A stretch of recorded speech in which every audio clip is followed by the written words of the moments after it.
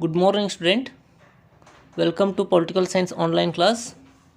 So, dear student, in the previous period, we was discussed about the 1909 Council Act of India, and second one is 1919 Montego-Chelmsford Act, and both act have the two important objects, and we was discussed about the objects also.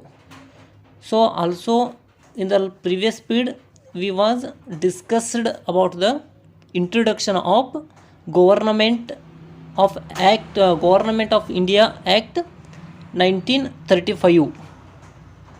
So according to that, the 1909 and 1919, the both acts are failed to fulfill the aspirations of the Indians.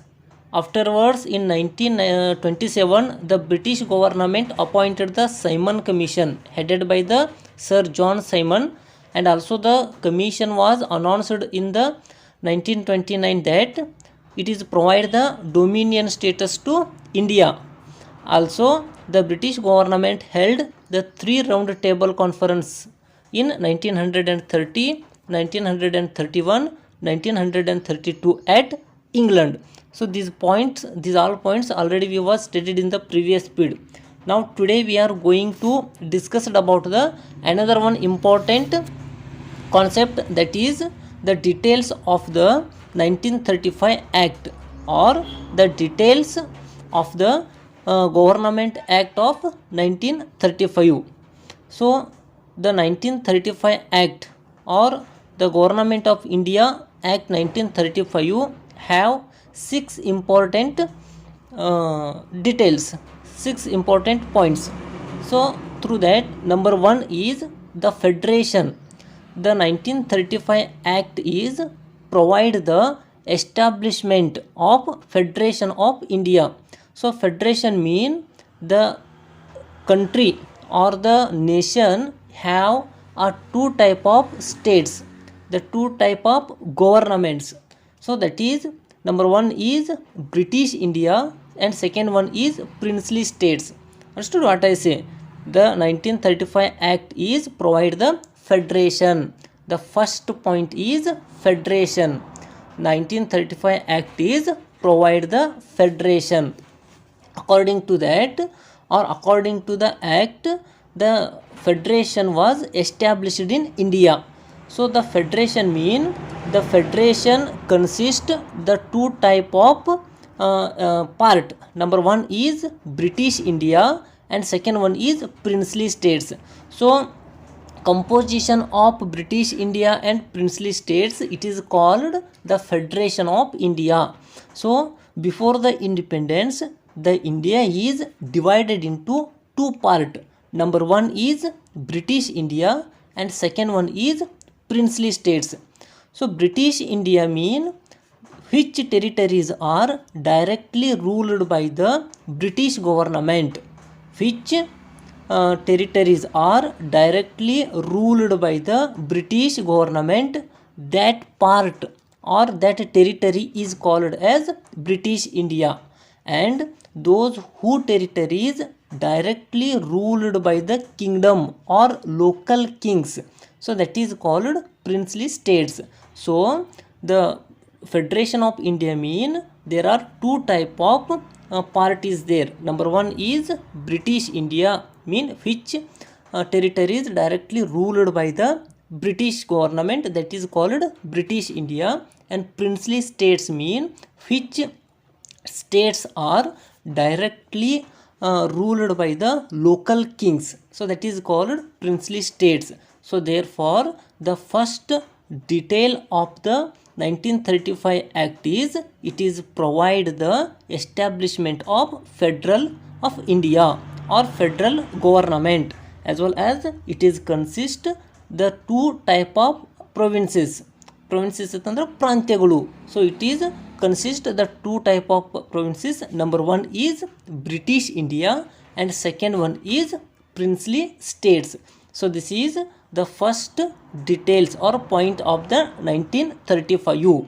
So second one is, so 1935 ಕಾಯ್ದೆಯ ಮೊದಲನೇ ಮುಖ್ಯಾಂಶ ಏನಪ್ಪ ಅಂತಂದ್ರೆ ಇದು ಸಂಯುಕ್ತ ವ್ಯವಸ್ಥೆಗೆ ಅವಕಾಶವನ್ನು ಮಾಡಿಕೊಟ್ಟಿದ್ರಿ. ಸಂಯುಕ್ತ ವ್ಯವಸ್ಥೆ, federation government ಅಂದರೆ ಸಂಯುಕ್ತ ವ್ಯವಸ್ಥೆ. ಯಾವ ರೀತಿಯಾಗಿರ್ತಕ್ಕಂಥ ಸಂಯುಕ್ತ ವ್ಯವಸ್ಥೆ ಅಂತಂದ್ರೆ 2 ರೀತಿಯಾಗಿರ್ತಕ್ಕಂತಹ ಆಡಳಿತ ಇರೋದನ್ನು ನಾವು ನೋಡ್ತೀವಿ. ಅದ್ರಾಗ ಒಂದನೇದು ಯಾವುದು ಬರ್ತಿದಪ್ಪ ಅಂತಂದ್ರೆ ಬ್ರಿಟಿಷ್ ಇಂಡಿಯಾ ಪ್ರಾಂತ್ಯಗಳು ಅಂಥೇಳಿ. ಬ್ರಿಟಿಷ್ ಇಂಡಿಯಾ ಪ್ರಾಂತ್ಯಗಳು ಅಂತಂದರೆ ಯಾವ ಪ್ರಾಂತ್ಯಗಳು ಬ್ರಿಟಿಷರಿಂದ ನೇರವಾಗಿ ಆಳ್ವಿಕೆಗೆ ಒಳಪಡ್ತಾವು ಅದನ್ನು ಬ್ರಿಟಿಷ್ ಇಂಡಿಯಾ ಅಂತೇಳಿ ಕರೀತಾರೆ. ಸೊ ಎರಡನೇದು ಪ್ರಿನ್ಸ್ಲಿ ಸ್ಟೇಟ್ಸ್ ಅಂತಂದರೆ ದೇಶೀಯ ಸಂಸ್ಥಾನಗಳು, ದೇಶೀಯ ರಾಜರಿಂದ ಆಳ್ವಿಕೆಗೆ ಒಳಪಡುವಂತಹ ಅಥವಾ ಒಳಪಟ್ಟಂತಹ ರಾಜ್ಯಗಳನ್ನು ಅಥವಾ ಪ್ರಾಂತ್ಯಗಳನ್ನು ಪ್ರಿನ್ಸ್ಲಿ ಸ್ಟೇಟ್ಸ್ ಅಂತೇಳಿ ಕರೀತಿರ್ತಾರೆ. So this is the first one. It is provide the federation of India. So the second point is the second point of the 1935 Act. So that is the distribution of power. So power was distributed between the 3 type. Number 1 is, or it is divided the legislature power between the central legislature and the provincial legislature. So according to the 1935 Act, the power was distributed between the central legislature and provincial legislature. Central legislature mean central government. The provincial legislature mean the state governments. So understood what I say? The central legislature mean central government and provincial legislature mean the state government. So before the independence, so that is called the provincial legislature. So therefore the second point is the distribution of power. The power was distributed between the central legislature and provincial legislature. There are the 3 important lists are there in the distribution of power. That is, first one is federal list, second one is provincial list, third one is co-current list. So the first one is federal list. So federal list is consist 50 subjects. The federal list is consist 50 subjects, and the federal legislature or the central government have a power to enact the laws over the federal list. Understood what I say? The federal list is consist 50 subjects. Over these 50 subjects or the federal list, the central government have a power to enact the law, and the examples are the external affairs, currency as well as defense. These are all the best examples for federal list. Over the federal list, only the federal legislature or the state central government have a power to enact the law. So that is called federal list. It is consist 50 subject. Over these subject, the central government or federal legislature have a power to enact the law, and examples are external affairs, currency, defense, etc., etc. So this is the first one. Now the second one is the provincial list. So the provincial list is, it is consist 54 subject. The provincial list have or consist 54 subject. Over these subject, the provincial legislature have a power to enact the law.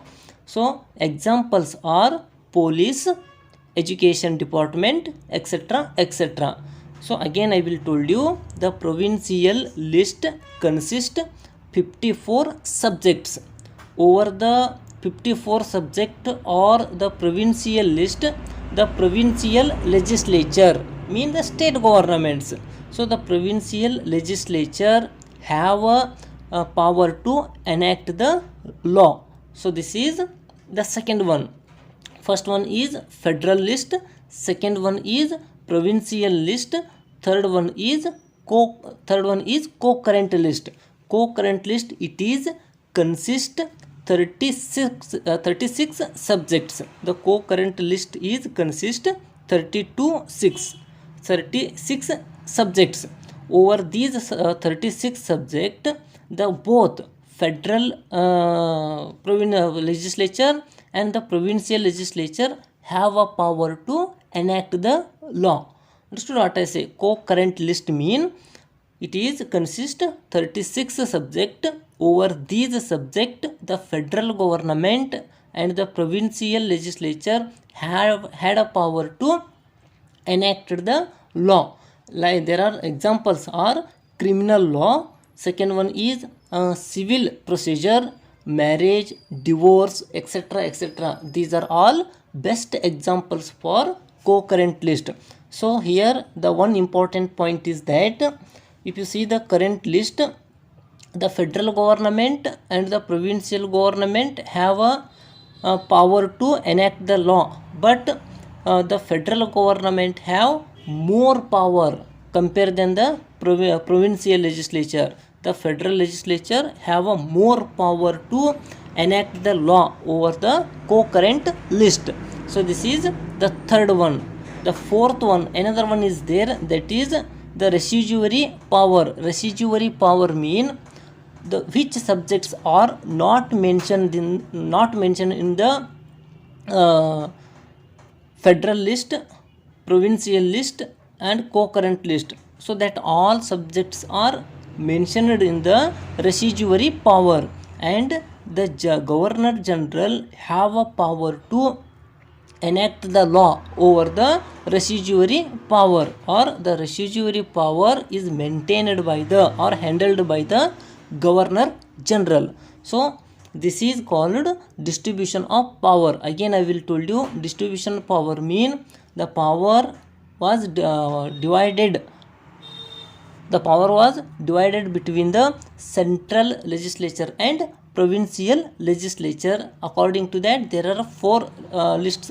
First of all, three lists are there. Number one is federal list, second one is provincial list, third one is co-current list, and residuary power is there. Residuary power mean the which subject is not mentioned in the federal list, provincial list and co-current list. So over that subjects are called residuary power. The governor general have a right to, or the governor general have a power to maintain the residuary powers. So this is the second point of the 1935 Act. So 1935ರ ಎರಡನೇ ಮುಖ್ಯಾಂಶವನ್ನು ನಾವು ತೆಗೆದುಕೊಂಡು ಅಂತಂದ್ರೆ ಯಾವುದಿತ್ತಪ್ಪ ಅಂತಂದ್ರೆ distribution of power, ಅಂದ್ರೆ ಅಧಿಕಾರ ವಿಭಜನೆ. ಅಧಿಕಾರ ಅನ್ನೋದ ಏನೈತಿ ಅಂತಂದ್ರೆ ಮೊದಲನೇದಾಗಿ ಕೇಂದ್ರ ಶಾಸಕಾಂಗ ಮತ್ತು ಪ್ರಾಂತೀಯ ಶಾಸಕಾಂಗಗಳ ನಡುವೆ ವಿಂಗಡಣೆ ಆಗಿರೋದನ್ನು ನಾವು ನೋಡ್ತೀವಿ. ಅದಕ್ಕೆ ಸಂಬಂಧಪಟ್ಟಂಗೆ ಮೂರು ಪಟ್ಟಿಗಳು ಬರ್ತಾವೆ. 3 lists are there. Number 1 federal list ಅಂತಂದ್ರೆ ಕೇಂದ್ರೀಯ ಪಟ್ಟಿ ಅಂತೇಳಿ ಕರೀತಾರೆ. ಎರಡನೇದಾಗಿ ಪ್ರೊವಿನ್ಸಿಯಲ್ ಲಿಸ್ಟ್ ಅಂತಂದ್ರೆ ಪ್ರಾಂತೀಯ ಪಟ್ಟಿ ಅಂತೇಳಿ ಕರೀತಾರೆ. ಕರೆಂಟ್ ಲಿಸ್ಟ್ ಅಂತಂದ್ರೆ ಅದನ್ನು ಕರೆಂಟ್ ಲಿಸ್ಟ್ ಅಂತೇಳಿ ಕರೀತಿರ್ತಾರೆ, ಅದನ್ನು ಸಮವರ್ತಿ ಪಟ್ಟಿ ಅಂತೇಳಿ ಕರೀತಾರೆ. ಇನ್ನು ರೆಸಿಡ್ಯೂವರಿ ಪವರ್ ಅಂತಂದ್ರೆ ಅದನ್ನು ಶೇಷಾಧಿಕಾರ ಅಂತೇಳಿ ಕರೀತಿರ್ತಾರೆ. ಸೊ ಪ್ರತಿಯೊಂದಕ್ಕೂ ವಿವರಣೆಯನ್ನು ನಾವು ಈಗಾಗಲೇ ಅದನ್ನು ನೋಡಿದ್ದೇವೆ ರೀ. So the distributions of power between the central legislature and provincial legislature, according to that already we was discussed that. So that is the federal list, second one is provincial list, third one is co-current list, and fourth one is the residuary power were vested with the governor general. So this point already we was discussed. Now the third detail is diarchy at center. So next one is, or third one is diarchy at center. Diarchy mean dual government. So that is called diarchy. So the executive authority is vested in the governor general, or the executive authority is handled by or maintained by the governor general. So that is called diarchy at. The governor was the head of the central government, and central government consists the dual government or the dual government in the central government, that is the diarchy. If the central government have a two type of government or the two type of government, that is the diarchy. According to that, in the central government there are two type of subjects are there. Number one is reserved subject and second one is transferred subject. So the first one is reserved subject. These reserved subjects done by the governor general with the help of councillors. So the councillors are appointed by the governor general and they were not responsible to the legislature. So this is the first one in the central government. The first one is reserved subject. Reserved subject mean over the reserved subject the governor general have a power to enact the law, and also the councillors are help to the governor general. So the councillors were appointed by the governor general and they were not responsible to legislature. So here the governor general and councillor are independent from the legislature. So therefore the governor general and councillors are free, they are independent. So therefore that is called reserved. Reserved mean the subjects are reserved on the name of governor general. Which subjects are there in the reserved subject? The governor general, only the single person or officer have a power to enact the law with the help of councillors, and councillors also under the governor, because the councillors are appointed by the governor general, and both the governor general and the councillors they were not responsible to the legislature. So they are independent in the subject of reserved list. So this is first one. Now the second one is transferred subject. So in the diarchy system the second one is transferred subject. Transferred subjects mean these subject also done by the governor general, but the governor general on the subject of the transferred subject, the governor general is on the advice of council ministers. So whatever in the transferred subject, the governor general have a power to enact the law, but with the compulsorily advised of the council of ministers, and the council of ministers responsible to the legislature. So therefore that is called transferred subject. So whatever in the transferred subject, the governor general have a right or have a power to enact the law with the advice of council of ministers, but here the council of ministers responsible to the legislature. So you just understood between the reserved subject and the transferred subject. So reserved subject, in the reserved subject governor general have a power to enact the law with the help of councillors, but here the councillors and governor generals were not responsible to legislature. But in the transferred subject, same the governor general have a power to enact the law with the help of, with the advice of council of ministers, but here the governor general and council ministers compulsorily responsible to the legislature. So this is the differences between the reserved subject and transferred subject. So ಮೂರನೇ ಮುಖ್ಯಾಂಶ ಏನಿತ್ತಪ್ಪ ಅಂತಂದ್ರೆ diarchy at centre ಅಂದ್ರೆ ಕೇಂದ್ರದಲ್ಲಿ ದ್ವಿ ಸರ್ಕಾರಿ ಪದ್ಧತಿ ಅಂದಂಗೆ. So there are two type. Number one is reserved subject ಅಂತಂದ್ರೆ ಕಾಯ್ದಿರಿಸಿದ ವಿಷಯಗಳು ಅಂಥೇಳಿ.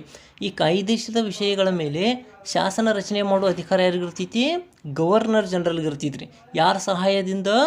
ಕೌನ್ಸಿಲರ್ಗಳ ಸಹಾಯದಿಂದ ಕಾಯ್ದಿರಿಸಿದ ವಿಷಯಗಳ ಮೇಲೆ ಗವರ್ನರ್ ಜನರಲ್ ಶಾಸನಗಳನ್ನು ರಚನೆ ಮಾಡ್ತಿರ್ತಾವೆ. ಆದ್ರೆ ಇಲ್ಲಿ ಕೌನ್ಸಿಲರ್ಗಳು ಶಾಸಕಾಂಗಕ್ಕೆ ಜವಾಬ್ದಾರರಲ್ಲ. The councillors were not responsible to legislature. So ಅದಕ್ಕಾಗಿ ಅದನ್ನು ಕಾಯ್ದಿರಿಸಿದ ಅಥವಾ ರಿಸರ್ವ್ಡ್ ಸಬ್ಜೆಕ್ಟ್ ಅಂಥೇಳಿ ಕರಿತಿರ್ತಾರೆ. So the second one is transferred subject. So the transferred subject mean so over the transferred subject, same, the governor general also have a power to enact the law, but with the advice of council of ministers. So ಇಲ್ಲಿ ಏನಾಗಿರ್ತಿಪ್ಪ ಅಂತಂದ್ರೆ transferred subject ಅಂತಂದ್ರೆ ವರ್ಗಾಯಿಸಿದ ವಿಷಯಗಳು. ಈ ವರ್ಗಾಯಿಸಿದ ವಿಷಯಗಳ ಮೇಲೂ ಶಾಸನಗಳನ್ನು ರಚನೆ ಮಾಡುವ ಅಧಿಕಾರ ಗವರ್ನರ್ ಜನರಲ್ಗೆ ಇರ್ತಿದ್ರಿ. ಆದ್ರೆ ಯಾರ ಸಹಾಯದಿಂದ ಅಂತಂದ್ರೆ ಕೌನ್ಸಿಲ್ ಆಫ್ ಮಿನಿಸ್ಟರ್ಗಳ ಸಹಾಯದಿಂದ. ಈ ಕೌನ್ಸಿಲ್ ಆಫ್ ಮಿನಿಸ್ಟರ್ಗಳು ಏನಾಗಿರ್ತಾರಪ್ಪ ಅಂತಂದ್ರೆ ಶಾಸಕಾಂಗಕ್ಕೆ ಜವಾಬ್ದಾರರಾಗಿರ್ತಾರು. ಅಂದರೆ ಇಲ್ಲಿ ರಿಸರ್ವ್ಡ್ ಸಬ್ಜೆಕ್ಟ ಮತ್ತು ಟ್ರಾನ್ಸ್ಫರ್ಡ್ ಸಬ್ಜೆಕ್ಟ್ ನಡುವಿನ ವ್ಯತ್ಯಾಸ ಏನೈತಂದ್ರೆ ರಿಸರ್ವ್ಡ್ ಸಬ್ಜೆಕ್ಟ್ದೊಳಗೂ ಮತ್ತು ಟ್ರಾನ್ಸ್ಫರ್ಡ್ ಸಬ್ಜೆಕ್ಟ್ದೊಳಗೂ ಶಾಸನಗಳನ್ನು ರಚನೆ ಮಾಡುವ ಅಧಿಕಾರ ಯಾರಿಗಿರ್ತೈತಿ? ಗವರ್ನರ್ ಜನರಲ್ಗೆ ಇರ್ತೈತಿ. In the reserved subject and transferred subject also the governor general have a power to enact the law. But in the reserved subject, the governor general have a power to enact the law with the help of councillors. That councillors are appointed by the governor general, and councillors are not responsible to legislature. It is very important. But if you see the transferred subject, the governor general compulsorily take the advice of council of ministers. But here the council of ministers responsible to the legislature. ಇಷ್ಟ ವ್ಯತ್ಯಾಸ ಏನಾಗಿತ್ತಪ್ಪ ಅಂತಂದ್ರೆ reserved ಸಬ್ಜೆಕ್ಟ್ದೊಳಗೆ ಅಲ್ಲಿ ಕೌನ್ಸಿಲರ್ಗಳು ಶಾಸಕಾಂಗಕ್ಕೆ ಜವಾಬ್ದಾರರಿರಂಗಿಲ್ಲ. ಇಲ್ಲಿ transferred ಸಬ್ಜೆಕ್ಟ್ದೊಳಗೆ council of ministers ಶಾಸಕಾಂಗಕ್ಕೆ ಜವಾಬ್ದಾರರಿರ್ತಾರು. So this is the differences between the reserved subject and transferred subject. So that is called diarchy at centre. So the first detail is federation, second one is distributions of power, third one is diarchy at center. So next one is the fourth point of the 1935 act is the federation, federal legislature. The fourth one is federal legislature. So the central legislature was consist bicameral system. Bicameral system mean the federal legislature have the two type of legislature or the two type of houses. So the central legislature have the two type of houses. For example, if you see our parliament, our legislature also have the two type of houses. Number one is Lok Sabha, second one is Rajya Sabha. As it is according to the 1935 act, the central legislature or federal legislature was consisting the bicameral. Bicameral mean the two type of houses are there. Number one is federal assembly. Number one is federal assembly. So it was lower house of the federal legislature. Federal assembly is lower house of the federal legislature. Federal assembly is lower house of the federal legislature. And also the federal assembly is consist of 375 members. It is consist 375 members. Within the 375 members, the 250 members were elected by the legislative assembly.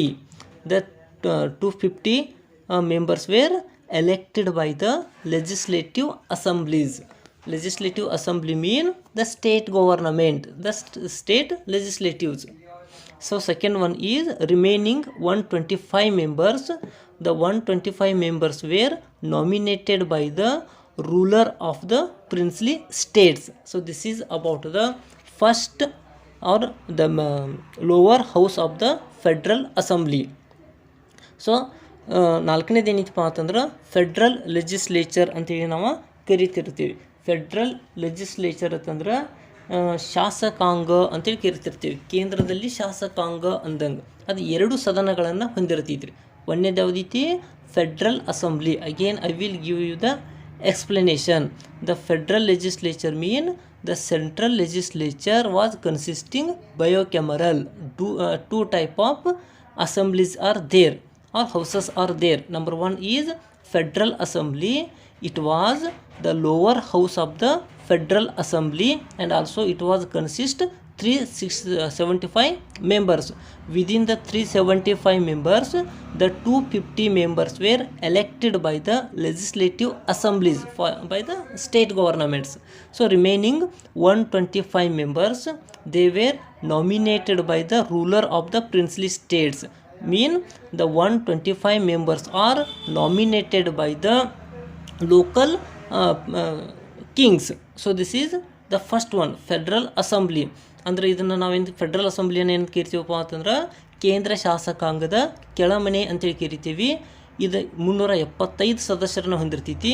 ಅದರೊಳಗೆ 250 ಸದಸ್ಯರು ಏನಾಗಿರ್ತಾರು ಅಂತಂದ್ರೆ legislative ಅಸೆಂಬ್ಲಿಯಿಂದ ಅಂತಂದ್ರೆ ರಾಜ್ಯ ಶಾಸಕಾಂಗದಿಂದ ನೇಮಕ ಆದ್ರೆ ಉಳಿದಂತಹ 125 ಸದಸ್ಯರು ನಾಮಕರಣ ದೇವೇರ್ nominated ನಾಮಕರಣ ಆಗಿರ್ತಾರೆ. ಯಾರಿಂದ ಅಂತಂದ್ರೆ ruler of the princely states ಅಂತಂದ್ರೆ ದೇಶೀಯ ಸಂಸ್ಥಾನಗಳ ರಾಜರಿಂದ ಆಯ್ಕೆಯಾಗಿರ್ತಾರೆ. So this is the first one, that is federal assembly.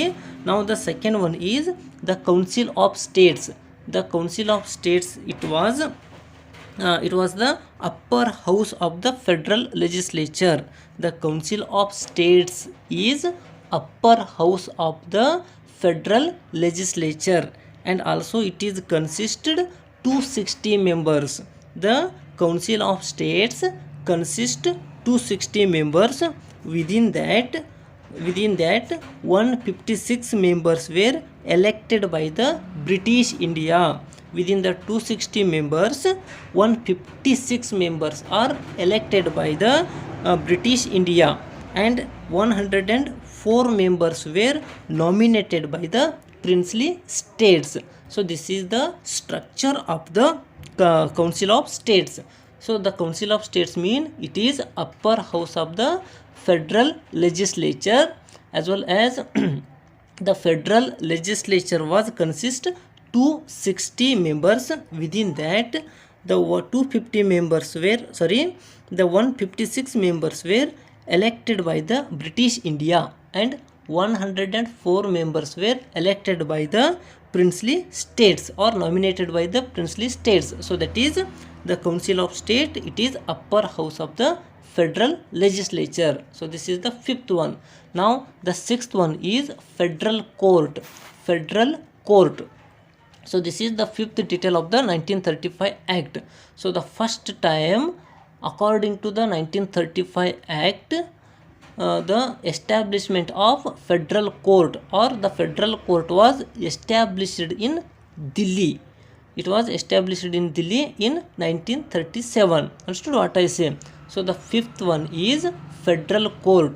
According to the 1935 Act, the federal court was established at Delhi in 1937, and also the federal court was consist one chief justice and 6 additional judges. So this is the structure of the federal court. Again I will told you, the first time federal court was established at Delhi in 1937. According to the 1935 Act, it was consist one chief justice and 6 additional judges. Now it is called as the Supreme Court. All of you know that. So this is the fifth one. So ಐದನೇ ಮುಖ್ಯಾಂಶ ಏನಿತ್ತಪ್ಪ ಅಂತಂದ್ರೆ ಕಾಯ್ದೆಯ ಪ್ರಕಾರ 1935 ದೆಹಲಿ ಒಳಗೆ ಏನಾಯಿತು ಅಂತಂದ್ರೆ ಈ ಒಂದು ನ್ಯಾಯಾಲಯವನ್ನು ಸ್ಥಾಪನೆ ಮಾಡಲಾಯಿತು. ಅದನ್ನು ನಾವೇನು ಕರಿತೀವಿ ಅಂತಂದ್ರೆ ಫೆಡ್ರಲ್ ನ್ಯಾಯಾಲಯ ಅಂತೇಳಿ ಕರಿತೀವಿ. ಈಗ ಅದನ್ನು ನಾವು ಸರ್ವೋಚ್ಚ ನ್ಯಾಯಾಲಯ ಅಂತೇವ್ರಿ. ಅವಾಗ ಏನಂತ ಕರೆದಿರ್ತಂದ್ರೆ ಫೆಡ್ರಲ್ ನ್ಯಾಯಾಲಯ ಅಂತೇಳಿ ಕರೆದ್ರು. ಸೊ ಇದೇನಾಗಿತ್ತು ಅಂತಂದ್ರೆ ಅವಾಗ ಒಬ್ಬರು ಮುಖ್ಯ ನ್ಯಾಯಾಧೀಶರು ಹಾಗೂ 6 ಜನ ಇತರೆ ನ್ಯಾಯಾಧೀಶರನ್ನು ಹೊಂದಿದ್ದು. It is consist one chief justice and 6 additional judges are there. So this is about the federal court. Now the sixth one is, that is the provincial authority. The provincial authority mean by the act the provinces were become had independent, but the most of power within the governors. So the provincial authority mean, according to the Act of 1935, the all provinces were had a independent by the British India, by the British government, but the most of power within the governors, and the governors were appointed by the British government. So this is the sixth one. ಆರನೇದು ಏನೈತಪ್ಪ ಅಂತಂದ್ರೆ ಪ್ರಾಂತೀಯ ಸ್ವಾಯತ್ತತೆ ಅಂತೇಳಿ ಕರಿತೀವಿ ನಾವು. ಅದರ ಪ್ರಕಾರ ಏನಾಗೈತಿ ಅಂತಂದ್ರೆ ಈ ಒಂದು ಕಾಯ್ದೆಯ ಪ್ರಕಾರ ಪ್ರಾಂತ್ಯಗಳು ಸ್ವತಂತ್ರ ಆದವು. ಅದರ ವಿಶೇಷ ಏನಪ್ಪ ಅಂತಂದ್ರೆ ಹೆಚ್ಚಿನ ಅಧಿಕಾರಗಳಲ್ಲಿ ಯಾರ ಕೈಯಾಗಿದ್ದು ಅಂತಂದ್ರೆ ಗವರ್ನರ್ಗಳ ಕೈಯಾಗ ಇರ್ತಿದ್ವು. ಪ್ರಾಂತೀಯ governor, the provincial governors have the most powers in the provincial authority. So this is the 6 important points of 1935. So students, I will explain the all points another one time or repeated it. Number 1 is federation. Second one is distribution of power. Distribution of power means the power was distributed between the central and provincial legislature. According to that, there are 3 lists. Number 1 is federal list, second one is provincial list, third one is concurrent list, and fourth one is residuary powers. So this is the second. So the third point is diarchy at center. According to that, there are the 2 type of subjects are there. Number 1 is reserved subject, second one is transferred subject. So the fourth point is the federal legislature. According to that, the federal legislature consists 2 type of assemblies. Number 1 is federal assembly, and second one is council of states. So the fifth one is federal government, and sixth one is the provincial authority. So this is about the 1935 Act, and also the 1935 Act was consist 318 articles and 7 schedules. It is one of the biggest act enacted by the British government. Again I will told you, the 1935 Act was consist 380 articles and 7 schedules. It is very important for 2 marks in examination. They are asked like how many articles and schedules in 1935. So the 1935 Act consists 318 articles and 7 schedules. So this is about this is explanation about the 1935 Act. So in the next period we will discussing about the another one important act, that is 1947 Act. 1947 Act, that is called Indian Independence Act of 1947. So thank you.